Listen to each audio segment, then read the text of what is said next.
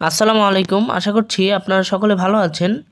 তো আজকের ভিডিওতে আমি আপনাদেরকে দেখাবো কিভাবে ফেসবুক অ্যাকাউন্টে টু স্টেপ ভেরিফিকেশন অপশনটি অন করবেন, যেটা আমরা জিমেইলে অন করে থাকি। পাসওয়ার্ড দেওয়ার পরেও আপনার আলাদা একটা সিকিউরিটি থাকে, যে আপনার ব্যাকআপ কোড অথবা মোবাইলে ভেরিফিকেশন কোড যাবে। সেরকমই সিস্টেম ফেসবুকেও কিন্তু রয়েছে। তো সেটা আমরা দেখবো এখন ফেসবুকে সেটা কিভাবে দিবেন। তো সেজন্য ফেসবুকে চলে যাবেন। ফেসবুকে আসার পরে আপনি যে অ্যাকাউন্টটিতে এটি অন করতে চান সেটি সিলেক্ট করবেন।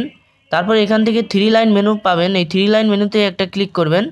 তারপরে এখানে নিচের দিকে আসলে দেখতে পারবেন সেটিংস অ্যান্ড প্রাইভেসি, এটিতে ক্লিক করবেন। তারপরে এখানে সিটিংস রয়েছে, এই সিটিংসে ক্লিক করবেন। তারপরে এখানে মেটা অ্যাকাউন্ট সেন্টারের উপরে একটা ক্লিক করবেন। তারপরে এখান থেকে একটু নিচের দিকে আসলে দেখতে পারবেন পাসওয়ার্ড অ্যান্ড সিকিউরিটি, এটাতে ক্লিক করবেন। তারপরে এখানে দেখতে পাচ্ছেন টু ফ্যাক্টর অথেন্টিকেশন, তো এটা একটা ক্লিক করবেন। তারপরে আমি যেহেতু ফেসবুকের ক্ষেত্রে করছি তাই আমি ফেসবুকে ক্লিক করে দিলাম। দেন এখানে আপনার ফেসবুক অ্যাকাউন্টের পাসওয়ার্ডটি লিখে দিবেন। পাসওয়ার্ড দেওয়া হয়ে গেলে কন্টিনিউ লেখাটিতে ক্লিক করবেন।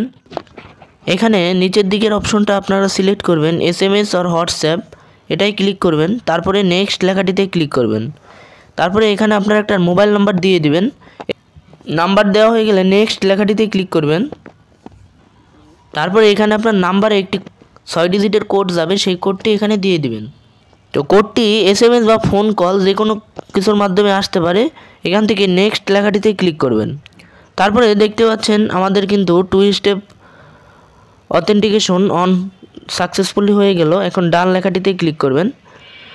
তো দেখতে পাচ্ছেন আমরা কিন্তু খুবই সহজে টু স্টেপ যাচাইকরণ অথেন্টিফিকেশনের যেটা টু স্টেপ অথেন্টিকেশন এটা অন করে ফেললাম। তো এভাবেই মূলত যে কোনো ফেসবুক অ্যাকাউন্টে টু স্টেপ যাচাইকরণ অন করতে হয়।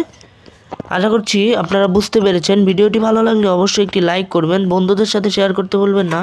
আর চ্যানেলে নতুন হয়ে থাকলে অবশ্যই চ্যানেলটি সাবস্ক্রাইব করবেন। দেখা হচ্ছে পরবর্তী ভিডিওতে।